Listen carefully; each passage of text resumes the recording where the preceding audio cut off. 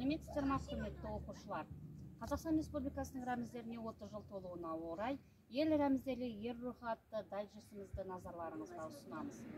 Мемлекеттік рәміздер бұл кез келген мемлекеттік егемендігі мен біртұтастығын бейнелейтін, оның ажырағысы абитуриенттерінің бірі.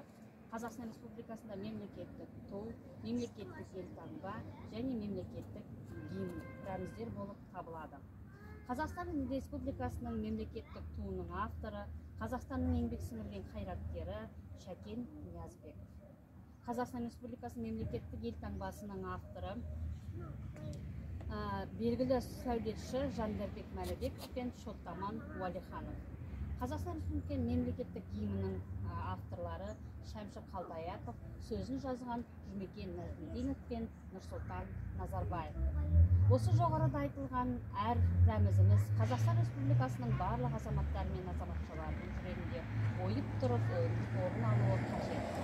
Бұл байлықтары біз тек соғыста ғана емес, өмірдің кез келген уақытында қорғап, ардақтап жүргеніміз абзал. Бейбіт аспанның астында өмір сүріп жатырған әрбір қазақ азаматы өзінің рәміздерінің елін, жерін, байлығын деп білуі қажет. Рәміз ол мемлекеттің беделі және белгісі. Рәміздерді бағалап, жоғары дәрежеде ұлықтайық халқым. Назарларыңызға рахмет.